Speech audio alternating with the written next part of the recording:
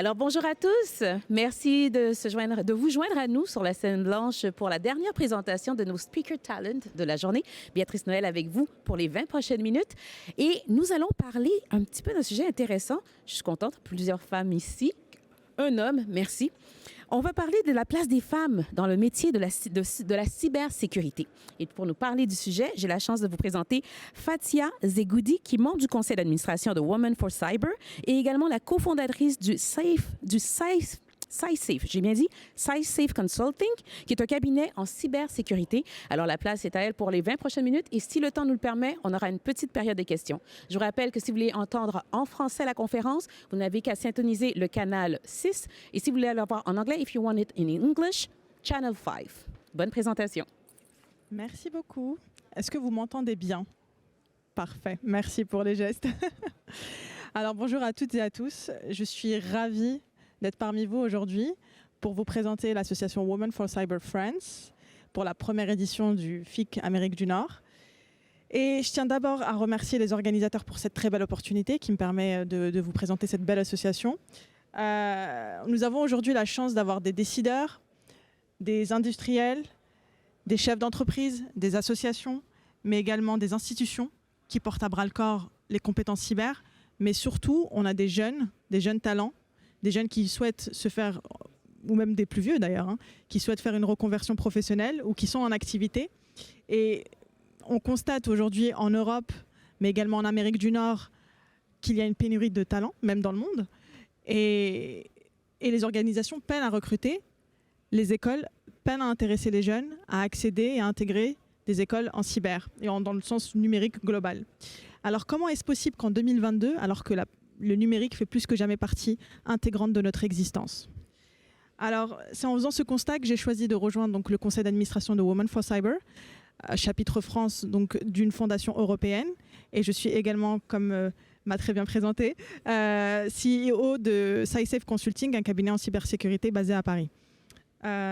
Donc, cette expérience sur le terrain, c'est surtout ce qui m'a permis de prendre conscience de l'ampleur de la tâche à mener afin de fédérer les hommes, et particulièrement les femmes, à intégrer et à fédérer les femmes au métier de la cyber.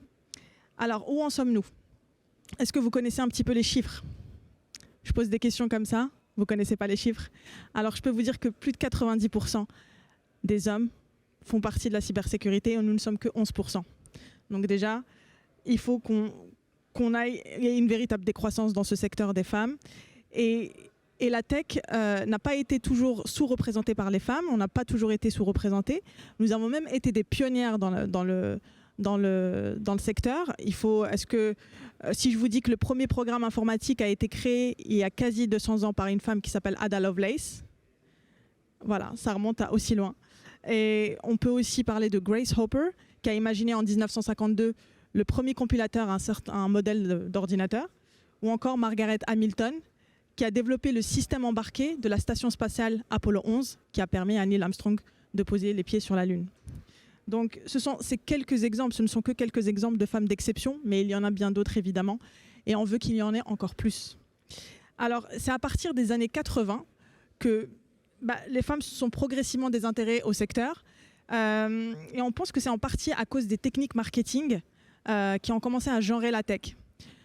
On peut prendre par exemple l'exemple de Nintendo. Je pense que vous connaissez tous la Game Boy. Et pourquoi on ne l'aurait pas appelée la Game Girl?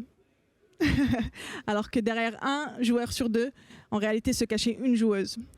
Donc pour les entreprises, la cible, c'est devenu les garçons. Et le rôle modèle du geek a commencé à être un peu plus pertinent et percutant à ce moment-là. Ça veut dire que on a commencé à apparaître à ce moment-là le jeune homme avec la capuche en train de lire des lignes de code, etc. Bon, hyper cliché, mais c'est la réalité, malheureusement. Et c'est l'une des raisons qui a considérablement fait baisser le nombre de femmes dans le secteur de la tech, en général, évidemment. Et depuis, notre place a cessé de décroître. Je l'ai dit tout à l'heure, nous ne sommes que 11% dans le secteur de la cybersécurité. Il faut qu'on soit plus. Il y a une pénurie de talents, donc il faut qu'on s'y attelle. Et cette décroissance, elle est en constante progression depuis plus de 20 ans. On a été des pionnières au début du siècle dernier, Et aujourd'hui, on est en complète décroissance. Donc les chiffres n'arrêtent pas de baisser, et il faut qu'on arrive à impulser le mouvement contraire. Pourquoi on en est là en 2022, à l'aube de 2023 ? Eh bien, on l'a évoqué, on a des pistes sur cette histoire de rôle modèle qui a switché entre les années 80 et 90. On a cessé de s'identifier à la tech, en grande partie à cause des techniques marketing, comme je l'ai dit tout à l'heure. Et aussi, il y a un point que je voudrais vous présenter, c'est aussi, je pense, le manque de représentativité.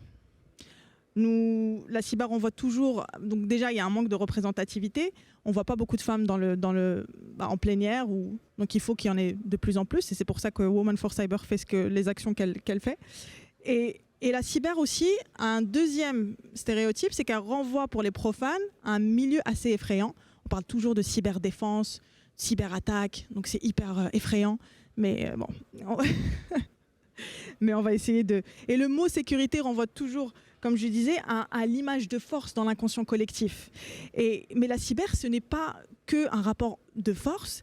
Et il faut peut-être aussi essayer de faire évoluer les stéréotypes dans ce sens-là. C'est que c'est surtout des métiers de protection. On protège les entreprises, on protège les PME, les TPE, les hôpitaux. Et c'est les infrastructures fragiles d'un écosystème qui peuvent être des fois déséquilibré. Des fois, il y a des entreprises qui ferment leurs portes parce qu'ils ont reçu un ransomware. Donc, c'est aussi une protection, la protection de l'économie, la protection d'un pays, d'une souveraineté. Et l'enjeu est peut-être là pour faire évoluer les mœurs. C'est qu'il faut avoir un aspect beaucoup plus global et surtout pointer du doigt le côté positif de la cybersécurité. On non pas juste parler de défense, mais c'est surtout des métiers de protection. Et nous ne devons pas faire seulement changer dans l'inconscient collectif l'idée que ce secteur propose des métiers de protection. Il faut combattre un deuxième stéréotype qui est bien ancré dans les mœurs. C'est celui que pour être dans la tech, il faut être doué en sciences et en maths. Eh oui, mais c'est pas toujours le cas, parce que moi je suis pas du tout bonne en sciences et en maths. Et j'ai même un profil très littéraire, pas plus littéraire, vous pouvez pas faire. J'ai un master en droit, je suis juriste de formation, j'ai une carrière dans les ressources humaines pendant plusieurs années, j'ai été DRH. Et c'est vraiment mon appétence et mes soft skills qui m'ont permis, parce que j'avais aussi la motivation, donc les soft skills sont extrêmement importants, de pouvoir intégrer le secteur de la cyber. Et bon, comme je vous disais, il faut déconstruire le côté tech en lien avec les sciences et maths. Bon, je vous cache pas, je coche plusieurs cases. Je suis une femme, donc je suis issue de la reconversion professionnelle. Et je suis pas bonne donc en sciences et en maths, comme je vous le disais tout à l'heure, mais je suis extrêmement douée avec mon service comptable. Dès qu'il s'agit de chiffres, là, je suis extrêmement douée. Et donc, j'ai l'habitude de prendre exemple qui ne sont pas souvent... J'ai l'habitude de prendre exemple les femmes qui ne sont pas informées de ce que ce secteur peut apporter. Elles ne se sentent pas préparées et elles n'ont pas de modèle auquel s'identifier pour que les métiers, par rapport aux métiers et à la diversité de métiers que ce secteur peut apporter. Il faut également souligner un deuxième point, c'est que c'est un métier où il y a une pluralité de profils. Déjà, dans un premier temps, il n'y a pas que des hard skills, il y a aussi des soft skills, comme je le disais, mais il y a également une pluralité de métiers. Ça veut dire qu'on peut être dans les RH, on peut être juriste, on peut être... on peut être juriste. Et notre challenge, c'est aujourd'hui, c'est de parvenir à montrer la diversité et le panel de métiers que compose ce secteur de la cyber. Et comme on le sait tous, les menaces proviennent souvent de failles dans la culture et les procédures internes de l'entreprise. Et des fois, c'est les compétences générales qui peuvent faire la différence et éviter certaines menaces. Et ça, on n'a pas l'habitude. Des fois, pas les profils, enfin, c'est pas du tout le secteur, excusez-moi, je me perds, c'est pas du tout les services techniques qui cliquent sur les liens, sur certains mails, etc. Majoritairement, c'est les autres services qui ne sont pas informés, qui n'ont pas la conscience et la connaissance du danger que peuvent avoir les liens, les ransomware, etc. Donc, et une fois, aujourd'hui, que nous aurons réussi à convaincre les jeunes, les salariés en quête de reconversion ou en activité, que la tech propose un large panel d'activités, un large panel de métiers. Là, peut-être qu'on pourra faire bouger les statistiques de l'orientation. Parce qu'on oublie de parler, l'orientation, c'est quand même ce qui permet d'intégrer cette filière dans un premier temps. Et on s'aperçoit que les stéréotypes touchent d'abord les parents. Si vous étiez tout à l'heure à la plénière, j'en ai parlé, c'est que c'est les premiers prescripteurs de l'orientation de nos jeunes et également les conseillers d'orientation. Et si vous demandez à une mère de famille qui a une fille qui est au lycée, si elle la verrait bien devenir ingénieure en cybersécurité ou en informatique dans le sens global, elle vous dirait qu'elle n'y avait même pas pensé. Bon, peut-être pas toutes, mais 90% des cas, elle vous dirait qu'elle n'y avait même pas pensé. Donc, et je vais vous parler un peu de chiffres. Selon une enquête menée en France de l'Ipsos et Epitech, une école informatique, seulement 33% des femmes, des jeunes filles, sont orientées, sont motivées du moins, sont encouragées par leurs parents à suivre une filière numérique contre 61% des garçons. Et pourtant, 56% d'entre elles souhaitent intégrer des filières numériques. Et cette corrélation de chiffres, elle continue, sachant que 6,5% d'entre elles intègrent réellement une école d'ingénieur. Donc, il y a vraiment de la déperdition au moment de l'orientation, et c'est peut-être ça aussi un axe qu'il va falloir qu'on retravaille pour voir pourquoi il y a de la déperdition et comment on peut ramener les jeunes filles aux filières techniques, tout simplement. Et donc, je voulais juste parler quand même, comme on est au Canada, je voudrais quand même mettre le Canada à l'honneur. Les chiffres sont un peu plus encourageants. Aujourd'hui, tout à l'heure, je vous ai dit que c'est 6,5% intégrer une filière d'ingénierie. Au Canada, c'est 15%, donc c'est mieux. Et l'objectif, c'est 30 pour 30, ça veut dire 30% pour 2030, pour avoir un vrai changement durable. Donc ce sont tous ces stéréotypes qu'il faut déconstruire pour ouvrir la cybersécurité à tout un pan de la population. Et surtout, on doit renvoyer l'image que c'est un secteur et une industrie beaucoup plus inclusif, mixte et égalitaire. Et ça, c'est vraiment les 3 mots qui me tiennent absolument à cœur. Il faut que ça soit mixte, inclusif et égalitaire. Et ça ne l'est pas assez. Et comment faire en sorte que notre filière soit dynamisée?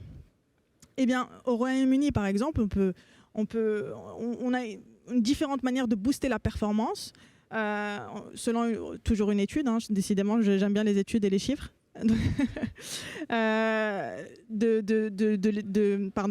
De l'étude McKinsey Women Matters de 2017, les entreprises ayant une diversité dans leur top management, une diversité de genre, de compétences ou d'expérience, sont jusqu'à 46%, soit 2 fois plus performantes que les autres.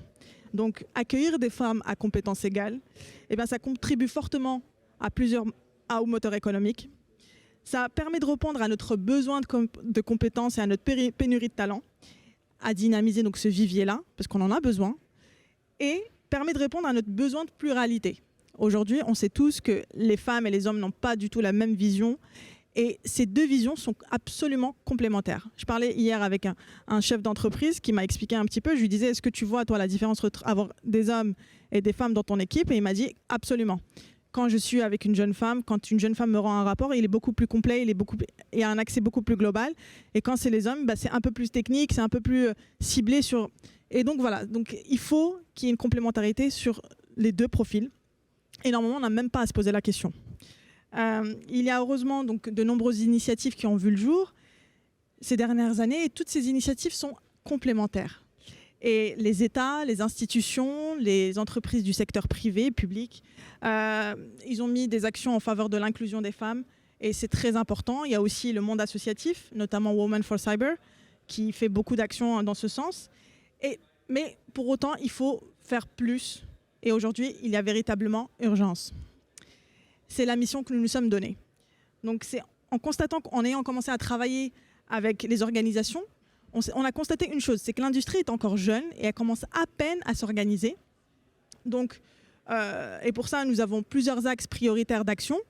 On prend par exemple, on a plusieurs objectifs, rendre surtout la cyber accessible et attractive pour tous, et surtout toutes, avec plusieurs actions, donc un programme de mentorat. Donc un mentor guide un mentoré sur ses apprentissages et il y a un retour d'expérience et donc sur plusieurs mois.